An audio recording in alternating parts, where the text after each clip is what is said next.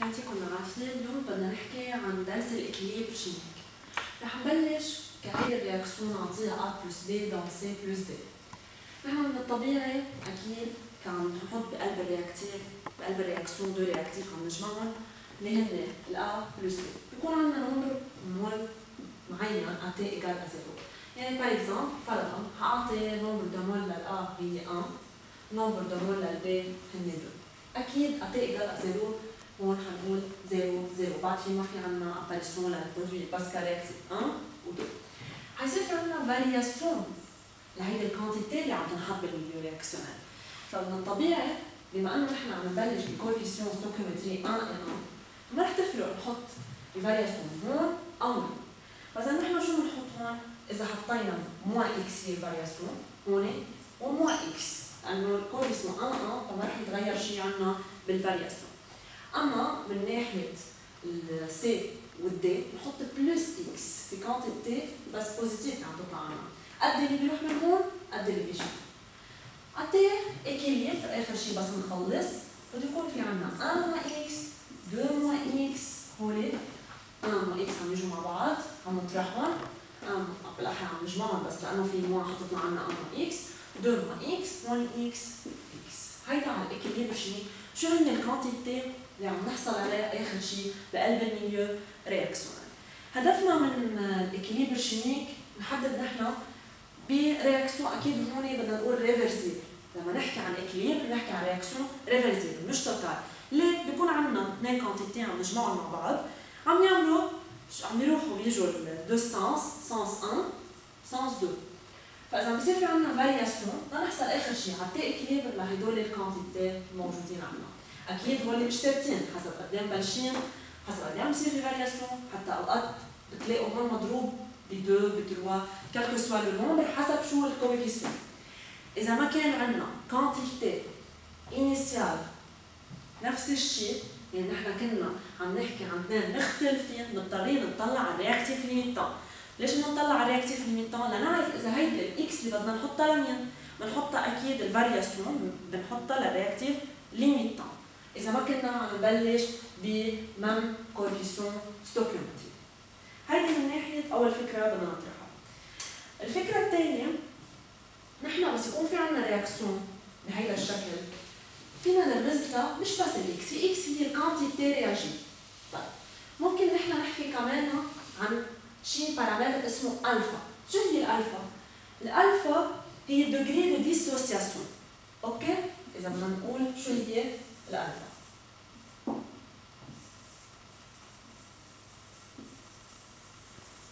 طيب الألفا هي شو بترمز لنا هون؟ بترمز لنا هي الكونتيتي رياجي. شو يعني كونتيتي رياجي؟ كونتيتي رياجي اللي نحن بعدنا عم نحكي عنها اللي هي الإكس، هلا بعدنا راسمين التابلو دافونسمون على الكونتيتي إنيسيال.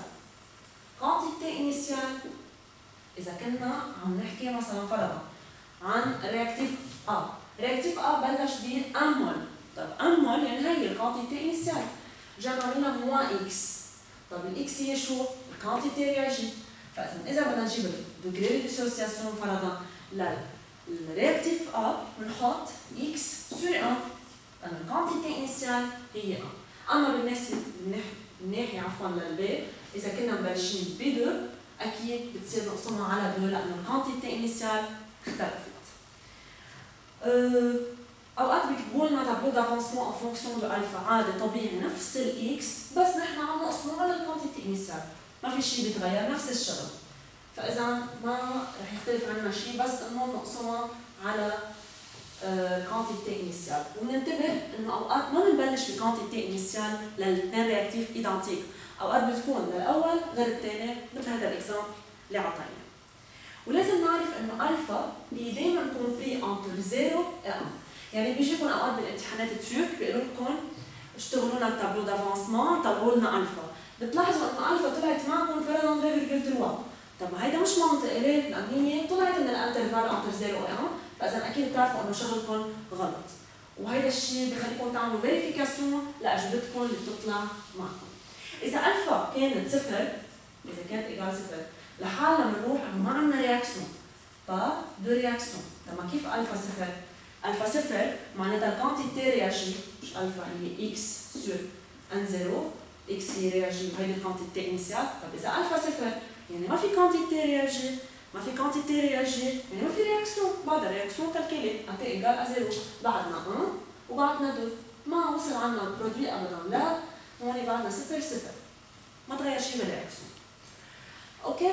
أما إذا كانت الألفا بتساوي 1 فإذا ألفا بتساوي 1 يعني عندنا نحن رياكسيون توتال.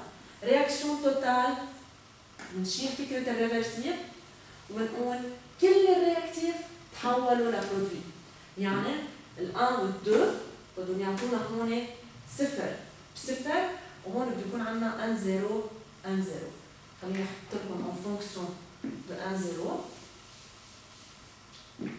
حنبلش نحن ان زيرو ان زيرو. إذا كنا عم نحكي ألفا إيجال 1 يعني توتال، يعني كل الرياكتيف تحولوا لبرودوي، يعني ان زيرو ان زيرو حيصيروا ان زيرو ان زيرو. هون بيكون عندنا صفر ومشان هون بيكون عندنا صفر. هيدي أتي إنيسيال، هيدي أتي فينال. هيدا فكرة الألفا إيجال أ 1 رياكسيون توتال. تمام؟ هيدي هي فكرة الألفا. خلينا نفوت هلا بالبرنسيب دو شاتولييه. شو هو شاتولييه؟ شاتولييه عطينا شوية كونديسيون لازم نطبقها بالإكيليبر شيميك. شاتولييه كمان وقف على برنسيب إنه عندنا نحن فاكتور سيناتيك عم بتأثر على الرياكسيون من ناحية التمبيراتور، عم نحكي من ناحية كونسنتراسيون، حتى أوقات إذا فيكم تحكوا عن كاتاليزور. هلا المطلوب أكثر نركز على فكرتين، فكرة تمبيراتور وفكرة الكونسنتراسيون، كيف تأثيرها على سرعة الرياكسيون. يعني نحن إذا شو عملنا؟ إذا زدنا كونسنتراسيون، زدنا رياكتيف، حتأثر شيء على الرياكسيون ولا لا؟ أما كمان إذا غيرنا التمبيراتور، عليناها، وطيناها، خليناها صفر، حتأثر. هيدا اللي رح نحكيه هون. نعرف نحن كثير منيح إنه عندنا نوعين من الرياكسيون. رياكسيون اندوثيرميك. شو يعني اندوثيرميك؟ رياكسيون اندوثيرميك معناتها عم تعمل ابسوربسيون، يعني هي عندها بزوان الانرجي، هي بدها شالور. طيب اندوثيرميك يعني دغري راسنا وين بيروح؟ انه دلتا اش بوزيتيف او نيجاتيف؟ اكيد دلتا اش بوزيتيف. اما اذا كنا عم نحكي رياكسيون اكزوثيرميك، اكزوثيرميك معناتها هي ليبير دو الانرجي، هي عم تعطينا انرجي. اما بيجي الميليو رياكسيونيل بيعطي فورني دو الانرجي، فاذا دلتا اش شو؟ نيجاتيف. وفي عنا الثالث نوع اللي هو الاترميك. الاترميك هو كثير عادي، هو دلتا تي او عفوا دلتا اش ايجال زيرو. اوكي، نحن هون وضحنا ثلاث انواع لازم نعرفهم هون، كل وحده دلتا اش معناتها بوزيتيف، نيجاتيف او صفر، وهلا عم نحكي كيف الانفلونس لها. حاعطي اكزامبل بس قبل ما اعطي فكره كيف تاثير على الرياكسيون لازم بس نحط براسنا نقولوا شاتولييه، برنسيب دو شاتولييه، كل شيء عم نعطي فرضا هيدا الميليو شالور. اوكي؟ تي اوغمانت دغري نحفظها مثل ما هي، هيدي بنركز عليها كثير منيح، انه سانس اندو مثل ما هي. وعلى العكس صحيح، تي ديمينيو سانس اكزو. شو يعني اندو اكزو؟ اندو اندوثيرميك، اكزو اكزوثيرميك. مثلا لما نعلي التمبيراتور بدها تروح بالسانس اندو، لما نوطي التمبيراتور بدها تروح بالسانس اكزو. مثل هون عنا هن عاطينكم هيدا الرياكسيون عندها دلتا اش، هن قالوا لكم انه عندكم ا بلس بي دون سي بلس بي. قالوا لكم انه شو هيدا الرياكسيون؟ هي رياكسيون فرضا نعطي اكزامبل اندوثيرميك. لما يقولوا دلتا اش بوزيتيف يعني هي رياكسيون اندوثيرميك. شو يعني سانس بار سانس 1 او بار سانس 2؟ ما بدناش نضيع. عادي دلتا اش بوزيتيف يعني نحن السانس 1 هي شو؟ هي اندوثيرميك. كل شيء بيعطوه بار دوني هي بتكون السانس 1. اول الدوني الكاركترستيك الاساسيه اللي بتنعطى بالاكزامان دغري بنعرف انه هي للسانس 1. يعني نحن شو بنعرف هلا؟ سانس 1 هو سانس اندو. طيب قالوا لكم شو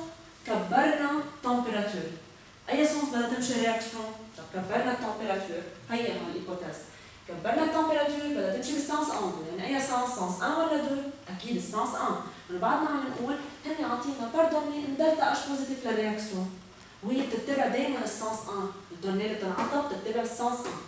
فاذا عندنا السانس 1 هو السانس 1 وهو اللي بيلتحق فيه برانسيب دو شاتيليه.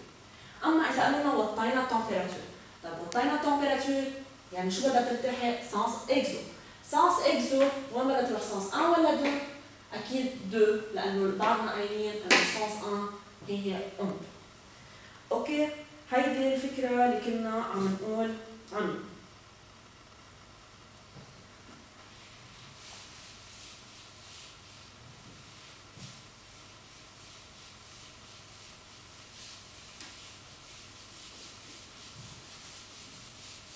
هيدي بالنسبه للتمبيراتور.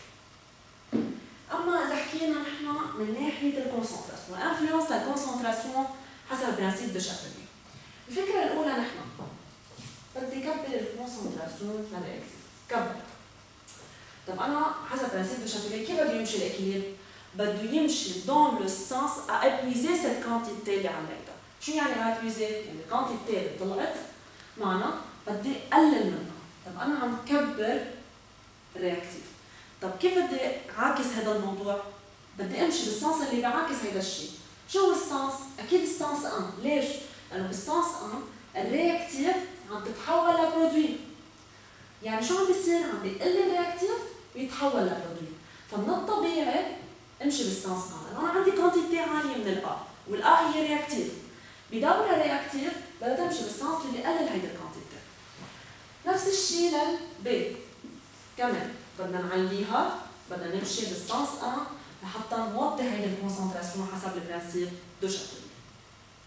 إذا جينا بالعكس، إذا جينا نحن عندنا الكونسنتراسيون واطية من الرياكتيف وبدي أعليها، طب أنا بعرف إنه بدها تصير الأ برودوي لحتى تعلى.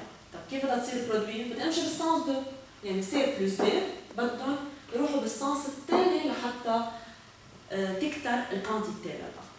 دنا حنعطي اكزامبل للسي والبي. السي هي برودوي، طب انا شو بدي اعمل؟ عندي هالكونتيتي للسي واطيه، فانا بدي كبرها. كيف بكبرها؟ بمشي بالسانس 1 لانه هي حتصير برودوي، فالرياكتيف رح يتحولوا عنا لبرودوي، فمن الطبيعي بمشي بالسانس 1. من ناحيه كمان اذا كان عندي اياها عاليه للسي، يعني الكونسنتراسيون لها عاليه، شو بعمل؟ بدي امشي بالسانس 2 لحتى احولها كدوره كرياكتيف، يعني بصير بقلب بصيروا هول رياكتيف وهول برودوي. طب هيدا رياكتيف يعني بده يمشي بالسانس 2، يعني بده يتحول لبرودوي، يعني هيدي الكونتيتي قلت وتحققنا من البرانسيب دو شاتيليه. هول اهم الافكار اللي لازم نركز عليها، هو الدو فاكتور اللي هن التمبيراتور والكونسنتراسيون، كيف بنقدر نتحكم فيهم اذا كنا عم نحكي برانسيب دو شاتيليه. ميرسي لكم.